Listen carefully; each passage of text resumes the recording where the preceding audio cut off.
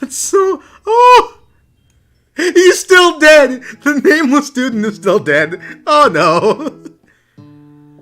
You awake on day 2 and attempt to process the wild visions you had. Were they memories or premonitions? And there was a... And then there was a scent, or a secret... And then there was that secret ingredient that Colonel Sanders went ahead and told you outright. Not much of a secret, huh? It's probably just because he trusts you so much. Sure, that makes sense. We'll go with that. You meet up with your bestie in front of the school. Before you can tell her about your encounter with a spork monster, she launched into a story of her own. Okay, I know this might sound a little strange, but I think I might be, with Clank. Like him? I think I might like Clank. Like him? Like? I know, it sounds like I'm moving too fast, but there's something about him. I like him. Like him. We got to talking after class, and he's actually a totally sweet guy. Not only that, but he's really smart. He told me all kinds of stories about Colonel Sanders. Did you know Colonel Sanders was the most popular kid in his high school? No, but that does make complete sense. Yeah, but he was so popular that he was voted prom king at school at a school he didn't even go to, and was also the convertible that he rode in at the front of the homecoming parade. I'm thinking maybe something got lost in pressure cooker language translation there. Either way, maybe it'd be best if you took it slow with this new boy, like I am with Colonel Sanders. You and Colonel Sanders? The coolest guy in school? The most famous student to ever attend University of Cooking School Academy for Learning? You're a thing now? We definitely connected yesterday. Sure you did. You're great. Why wouldn't he be into you, I guess? Laughing at the implication that you and Colonel Sanders might be a thing is definitely not cool. You are great. You have an idea about how to prove that your love is real. Well, if he's not into me, why didn't he tell me one of his secret ingredients? Your bestie's eyes light up. A secret ingredient? Yeah, I just said that. A secret ingredient. Is there some dramatic echo in here? Miriam checks to make sure that you're alone before continuing. So this summer, while I was on vacation with my family, a lovely man approached me in the botanical gardens where I was wandering. This can't be good. He told me all about his passion for spices, secret spices. The man even gave me some to show me what I meant. He said it was a powder created from super duper rare dried flower petals, and that if I did him a big favor, I could have some of my own. Please, Miriam, don't tell me. So I filled my suitcase with them and brought them home. He was so nice. He even met me at the gate when I arrived. Later, when I cooked with him, a very strange feeling came over me, and the flavor was unlike anything I'd ever tasted. I think you're being very liberal with the meaning of spices here. Whatever! Anyhow, we both share an interest in cooking, so we've stayed in touch, you know? Like pen pals. I bet he would love to know more about new spices. Well, I'm definitely not supposed to share Colonel Sanders' secret recipe. And besides, I only know the one ingredient, so I doubt it'd be much use to anyone. Please, please, please! It would mean the world to me. No one has to know it came from you or from Colonel Sanders. What do you think? What do you think? Should you protect Colonel Sanders' secret or share it with your bestie? You know what, bestie? I don't want to hurt your feelings, so I'm just going to tell you a fake ingredient. You quickly think of a fake ingredient name. I don't know, how about... It was Eye of Newt. I know. Sounds like some kind of witch's potion, but what can you do? Eye of Newt? Wow. Her eyes light up imagining such a thing, and you figure that you've satisfied her curiosity and she'll move on. However, she immediately turns around and does some thumb typing on her phone that you can't quite see. That's probably not good. Before you can ask her to confirm that she was definitely not texting secrets to other people, you're interrupted. A wind rushes in. Cherry blossom petals fill the air. Oh my god, he has a horse. It's Colonel Sanders. He's arriving at school. Nope, I'm running to him. You decided the best way to show Miriam how serious you and Colonel Sanders are would be to run to him. Surely he'll sweep you up onto the back of his stallion and you'll ride away together. That'll show her good. Oh, Colonel! My Colonel! However, your sudden movement surprised the horse and rears up, kicking you directly in the face!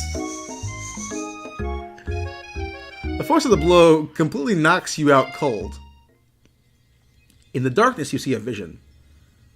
Oh, Theo, I'm here to deliver a message.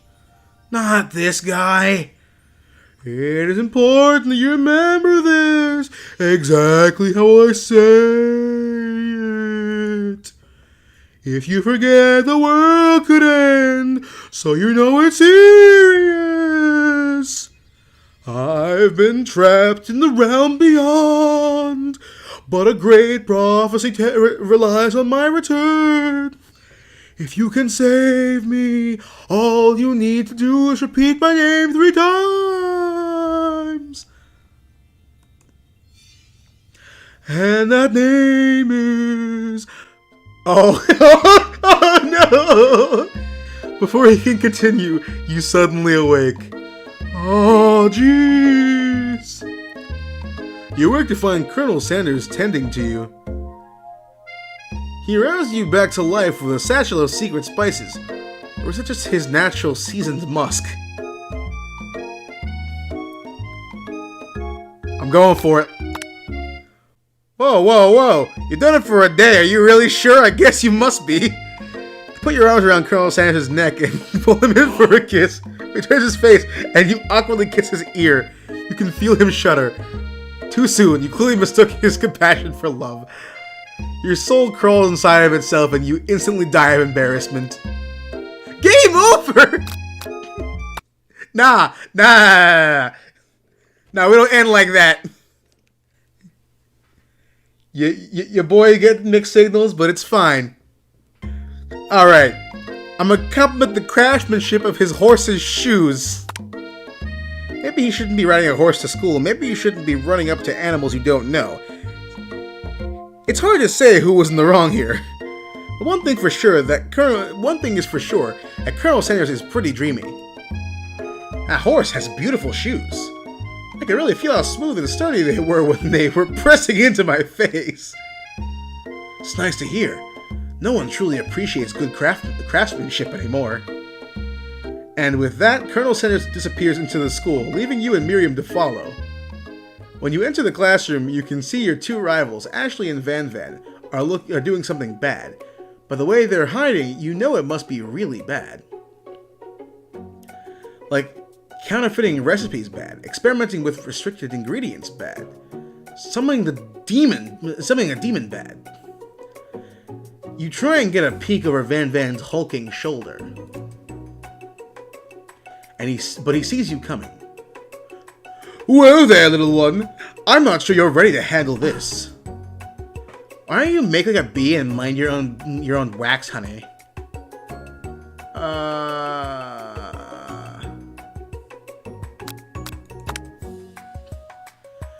You immediately dress the rivals down for their immature behavior. Culinary school is to be respected. That kind of nonsense is a waste of everyone's time. Now you've upset them. Oh, and you're the Emperor of Cooking, are you? You make the rules? I'm not sure you'd know a good meal if it ate you. Being the best chef in the world takes more than just culinary skills. It takes creativity. It takes panache. And it doesn't hurt to use a little evil. You finally get a look at it, at what they were hiding, and you instantly recognize it. It's a book, just like the one you found after your encounter with the spork monster. That's the same book I found last night in the quad. Ashley immediately elbows Van, who hides the book behind his back. I don't know what you're talking about. This book is a family heirloom, and its contents are secret. You notice they haven't been studying the book. You notice they haven't just been studying the book. They've got Pop pinned to the wall, and they're tossing potato skins at him as he tries to catch them in his mouth. We're playing! Before you can dig any further, you're interrupted by the arrival of more students. It's almost time for class. Beep, beep. Clank must be running late. He's in such a hurry as he rolls right over to Van Van's meaty foot. Hey! Watch it, you bucket of bolts! You watch how you talk to him. He didn't do anything. Who do you think you're talking to? I never heard such language, not even from a stand mixer. Womp, womp. No, your mother was a stand mixer! Van Van jumps to attack Clank, but Clank shocks Van Van, sending him flying across the room. Oh, protect me, Colonel Sanders! These crazed men are about to come to blows. I think it must be over. It must be over me, but I'm not interested in either of them. Ashley's tone has completely changed in an instant. She bats her eyelashes at Colonel Sanders, surely he must know that this is a ruse, right? Gentlemen, get a hold of yourselves. Save it for the arena at least, or don't. Honestly, what do I care? I've got lofty career aspirations to focus on. Maybe I can help you with your business plan. Just then, Sprinkles arrives to signal the true start of the class day. He's panting, which doesn't seem that abnormal. He's a professor, but he's also a dog. Students, please take your seats. I apologize for my late arrival. I spent the morning chasing a car all around town, and my tiny legs were very tired. But I'm here now, and I hope you're ready to learn. Rubbing his furry dog belly, he loves it. Sprinkle stops in his tracks and sniffs the air around you. Something has him in a trance. It's the scent left on you from Colonel Sanders. Sprinkles jumps on you and licks your face. Down, boy! Down! Aushoffen! A command shouted by Colonel Sanders has snapped Sprinkles out of his trance. I wonder what's up with that. Sorry! I got a little carried away. After he catches his breath, Sprinkles regains control of the classroom. Without further ado, we'll review the global history of my favorite fowl, the chicken. You want to pay attention to the lesson. Truly you do. Which is why, in 1776, at the signing of the Declaration of Independence, it was a chicken who first signed their name. But you can't help but daydream about Colonel Sanders, and you miss most of the important parts. When you come to, Sprinkles is holding a tray of fruit in front of you. Well, Theo? Naturally, this appears to you to be a sample platter. Which item do you want to sample? A glass of water, a shimmering pepper, a dog biscuit.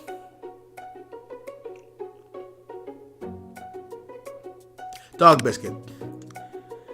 Because of the shape it's baked in, you assume the dog biscuit is a treat made by Sprinkles, an example of his own culinary talents, perhaps. You reach out for it when Sprinkles jumps up and bites you on onto your cooking apron. What kind of monster would steal a dog's favorite biscuit? Your apron is left in tatters. The entire class looks on in horror as you fall unconscious from the embarrassment. I never even got to taste it. Is this the end? What? What the hell? Okay, the spork monster. Porco, what are you doing here? It's not It's not your time, my friend. Your act of kindness has not been forgotten. You watch as your apron magically repairs itself. You won't have to live in embarrassment anymore. Thank you, my friend. Wherever you are.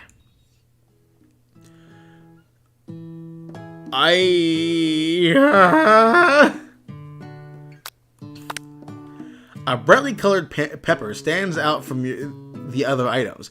It sparkles in the most eye-catching way, so naturally you reach out and grab it and eat it right away. However, your body's not prepared for the heat. No! The pepper has triggered an intense spice hallucination. It feels like forever as you trip through the universe. My friend! Oh! This guy again? I'm here to give you important message. Oh! You must avenge my death and fulfill your destiny. All you must do is... I was saying, to fulfill your destiny, all you must do is... Sorry, I think I've got more spice stuck in my throat. It's fine, I'll work through to fulfill the prophecy. You must... You feel yourself begin to regain consciousness. Oh, man. You come to and find everyone is staring at you. The pepper has... That pepper was the last of its kind on Earth, and now it's gone forever. You think to yourself, geez, I should pay better attention. We all make mistakes. I'm sure he'll forgive you. Someday. Come on, it's time for lunch. Before anyone can relax, the cafeteria lights dim. And your rivals enter to make a dramatic announcement. Today's lunch will be prepared via time-competitive cook-off. The level of theatrics with these two is off the charts. Alright, you're on. A bit of lunchtime competition, eh? Count me in. If I have to wipe the tables with you fools before I set my lunch down on it, then so be it. I'm not the fool. You're the fool. Fool! Good one, Van. I like your gumption, Theo. I'll be watching your performance. Just as things reach a boiling point, Sprinkle steps in. Surely he'll put a stop to this madness. Now, students, please settle down. This is a lunchroom, not a sporting court. Finally, a little sense. You breathe a sigh of relief. At least not until we turn on the timer! Oh no. And just then a huge light blasts you in the face, flashing the words, "Timer ready." That's what I'm talking about! Aroo! I stand corrected. The hard way builds solidarity, a foundation of confidence that cannot be swept away. And that's an original quote by me, in case anyone was wondering. I hope its message lifts you up to victory. Like a diamond, I was formed under pressure, and now it's my chance to shine. I will defeat you myself. You had his chicken, and you made mashed potatoes and gravy on day one, and you're feeling like you can really impress him again here. It's time to boil some water for your potatoes. Think fast. If the timer runs down, you'll be forced to pick randomly. What? What temperature does water boil at? Oh! That's right, but how would you have even gotten into the school without knowing that? Where did I guess to rub my furry belly? Let that be enticing offer motivates you. You're going to need to season this chicken before you can cook it. You don't know Colonel Sanders' recipe exactly, but you have an idea. How many herbs and spices? 11. That's right. You might not know all the ingredients yet, but at least you're headed in the right direction. Tail wagging intensifies. Now that you've got some basic steps going, it's time to elevate your craft. What state of mind offers the most flavor? Gratitude. That's right. You must never take this opportunity for granted if you hope to succeed. Your classmates are rooting for you, but Ashley is simply stronger and faster than you. You better pick up a pace if you want to survive. When you were a child, your father told you to never forget where you came from. Every day, you meditate on his advice and draw energy from that place. That would be a great time to harness that energy. So where does it come from?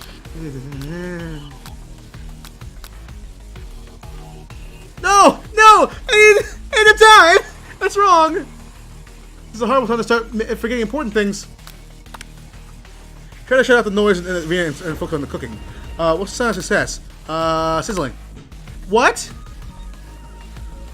Don't make me get the spray bottle.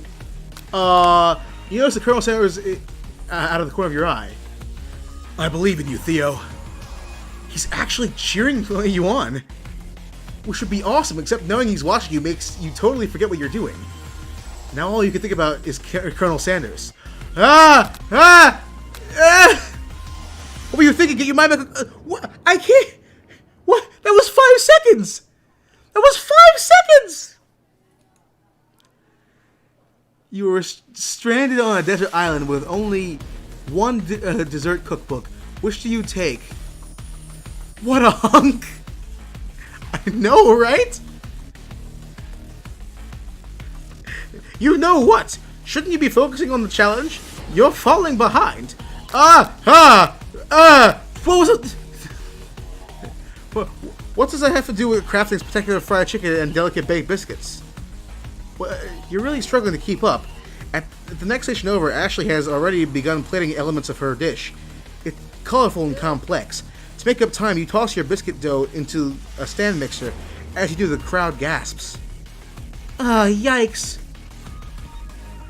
I know you love nothing more than seeing a fellow appliance utilized in the kitchen battle, but sometimes that means sacrificing the personal touch. You might not have any hands, but Theo does, and a good chef needs to be touching the dough to know when it's properly mixed. There's an easy way and a hard way. You don't get far by going the easy way. When you hear everyone talking, you realize how serious your error was. You immediately shove your hand into the mixer to rescue your dough before it's overmixed. Theo, no! But you're not fast enough, your hand gets stuck, immediately crushed by the... The spinning beaters. There's no way you'll be able to use that hand for the rest of the match. Colonel Sanders shakes his head in shame. What you often find is that the easy way can turn out much more difficult. Everyone stop what you're doing right now. The battle is over. It can't be. I was so close to finishing my dish. Sweetheart, look at your hands. You simply can't go on. Aw, that's too bad. And here I am with a completed dish ready to serve. Surely that makes me the winner by default. No, it wouldn't be fair to compare the two on account of Theo's injury. You see Sprinkles begin to lick his doggy chops as he looks onto the dish. But I suppose you should at least tell us what you prepared. Well, because I'm the sweetest, I skip straight to dessert. Under this white chocolate dome, you'll find a wide array of delights, taking you on a journey of flavor that tastes good and tells a story of excellence. I was going to ask Theo to do the honor, but since you're injured, I'm afraid that pouring this creamer of delicate hot chocolate sauce might be too difficult.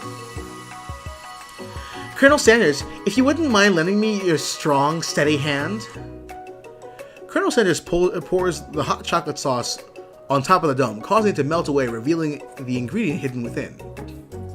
Inside you find a delicate fried cheese croquet atop a slice of honeycomb, ice cream 2 ways, tender nougat, and pearls of blueberry gelée.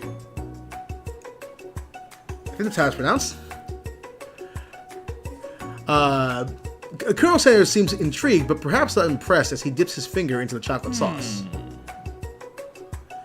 Simplicity isn't your strong suit, is it, Ashley? Oh, you. As he places a sauce-covered finger onto his lips, Ashley leans over and whispers something into his ear. A dab of sauce sticks to his mustache. Internalize the rage you feel. Your rage burns so intensely within your eyes that they burst into flames. The flames cause your eyebrows to catch fire and turn to ash as they fall off onto your face, which means people will have a hard time understanding your emotions for the rest of the semester, perhaps forever. Embarrassed and ashamed by your poor performance, not to mention your crispy fried brow, you run for the quad to be alone. The beautiful weather feels like an insult.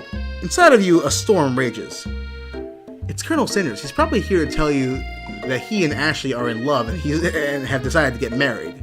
And he won't even ask you to cater his wedding because you're a terrible chef and an awful person. You try to hide from him, but he approaches you directly. I know you're hurting right now. Not just from the devastating loss, but from that run-in with the mixer and that small fire. But we should get that checked out. I'm fine. Can't you just leave me alone? I'm a loser. I'm not fit to fill your fryer. I'll never be a master chef. Failure is a part of life. Not just for you, but for all of us. You think that I've never failed at anything before? That's exactly what I think. Well, then think again. I wasn't always the man you see before you. Enrolled in culinary school, incredibly handsome, God you are, successful, motivated. Well, handsome, sure. I was born that way. But I've walked other paths and arrived at dead ends. I was passionate about life, but I failed as an obstetrician. I was passionate about justice, but I failed as a lawyer. I was passionate about livestock, but I even failed as a mule handler. That one was especially humiliating. Mules can be so cruel. I lost my business partner to a gunfight. I lost my innocence when I picked up a firearm and put a bullet in my rival. He survived. For a while, anyhow. I didn't know. People see my delicate ribbon tie and well-kempt beard, and assume that I've got it all together. Which is true now, but it hasn't always been. Sounds like this guy could really use a hug. I resolved then that I was going to amount to something. No amount of hours, labor, or money would deter me from giving the best I had to give. As Colonel Sanders changes focus, you can see something ignite inside of him, a burning passion. One has to remember that every failure can be a stepping stone to something better. My new dream is pure. It's honest. It's something that a humble man in a crisp white suit can be proud of. I will create a new chain of chicken restaurants that will bring joy to the entire world and make up for my past misdeeds. Yay! Just as your moment grows intimate, you're interrupted by a threatening, shadowy presence. Battle scarred from the night before, you prepare for the worst. It's a spork monster! Borgo? It is I! I know I said I wouldn't be back, and after the whole fight to the death thing, maybe you don't really want to see me anymore, but I just wanted to say I was wrong to attack you, and I apologize. I know that it's like having to always look over your I know what it's like to having to always look over your shoulder. Monster problems, am I right? Oh, thanks, Borko. I'm glad there are no hard feelings. Getting jumped by a giant creature in the dark of night can really rile a person up. I also want to apologize for the way I switched right into attack mode. I know that you're strong, and cooking school can put a person under a lot of stress. I actually used to go to this school. I wasn't always a spork monster, you see. I don't believe it. You were human once? Well, no. I was a golden retriever, but I was still a student until one day some mean kids with a magic spellbook cast a dark enchantment on me, and I was forever transformed. With magic spellbook? Precisely. I had poured and procured a copy for myself, but somewhere along the way, I lost it. If you can find such a book, I beg you, respect it. You're a powerful chef. I should rely on such dark and evil magic. No, you should be protecting the innocent from those who would cheat them through sorcery and guile. If you need me, don't fear. I will be there. Sounds like there are some bad cooks in the kitchen of life. Theo, together I am sure we can defeat them. Come back to my hideaway and we can discuss. A personal invite? You can't imagine what Colonel Sanders' home must be like, but it sounds like you're about to find out. Stepping inside Sanders' home, surrounded by his things, you start to feel a special bond with him. It looks like you live such an exciting life, Colonel Sanders. Every day can be an adventure. If you approach... Oof, my bad. I misclicked. No! Long ago, I made a decision to never stop searching, never stop working, never stop imagining. Have you been working on any new recipes of your own lately? I'm always excited to talk about food with another ambitious chef. Well, there is something. It's just a side dish that I've been tinkering with, trying to find the right balance of flavors and textures. I'm not sure I've nailed it yet, but I'm close. Colonel Sanders' eyes perk up as he starts to wonder what dish you might be describing. It's meant to pair with something spicy or something crispy. Both, perhaps. Now you've got him right where you want him. Should you reveal your new creation to him, or keep it secret just for you? You described that you're as ready as you'll ever be to share your original cooking with Colonel Sanders. Before you can talk yourself out of it, you decide to dive in head first. You reach into your lunch bag for a special dish that you've been keeping on ice all day. I present to you my original coleslaw. The shredded cabbage dish glistens in the light of Colonel Sanders' luxe hideaway. Magnificent! Together you chow down the creamy slaw until just a spoonful remains in the bowl. Do you mind if I hold on to the last bite? I like to have it around so that I can admire its taste later and think back on this moment. You could offer to make him more, but he seems like a very sentimental kind of guy. Sure, why not? Please make yourself comfortable. I'll be back in just a moment. You realize that now would be the perfect time to do some snooping. Around the room are various items that you can look closer at. Each item seems to radiate memories and emotions. Tap on an item to discover more about the Colonel.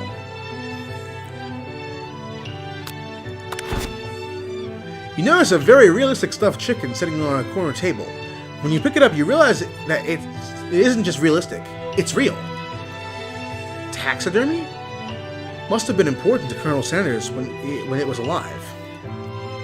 A little note clipped to the chicken's foot reads, "The true state bird of the greatest state of Kentucky." Tap on an item to discover more about the Colonel. Okay, so take a closer look at the large urn sitting on a nearby pedestal. There's a plaque on it. It's dusty, but when you wipe it off, you can read the inscription. It says, "Here lie the ashes of all my past careers and business failures." Poor guy. This must be where he keeps his secret recipe. You think for a moment, what number is important to the Colonel Sanders? Then it dawns on you. As soon as you turn the dial to 111111, the safe opens. Inside it you find a single note. Can chicken be prepped sashimi style? Tap on... Oh wait, hold on, let's see. You open the door to Colonel Sanders' closet and find a row of his signature white suits hanging within. You take one off the hanger and try it on. The jacket's a bit big for you, but it's soft and comfortable. You give yourself a deep hug, breathing in his scent. They say that home is where the heart is. Is this what they meant? Before you can look any further, you hear Colonel Sanders returning. He has a new dish that he has been working on, and he wants you to taste it. You try to act casual until he asks you why you're wearing his jacket. I don't usually loan those out, but I must say, it does look good on you. Oh crap, the jacket! You forgot to take it off. I'm gonna fess up and tell him the truth. You confess. I think I've been developing feelings for you. I might be developing feelings for you too. But I'm concerned. I can't let anything get in the way of my dreams. Overwhelmed, you take off the jacket and you run for the door. But the thought of leaving the Colonel in the midst of such an emotional breakthrough gives you pause. You stop yourself. Colonel? Yes, Theo? I honestly think this may be the beginning of something wonderful. I think you're right. We should take things slow. You talk late into the night and drift off into slumber. Dream sequence! Hey, congratulations, you made it to the end. Why not leave a like or a comment in the comment section below while you're at it? Or subscribe and join the Cub Collective today. That being said, I want to thank you all for watching, and I hope to catch you in the next one. Bye for now.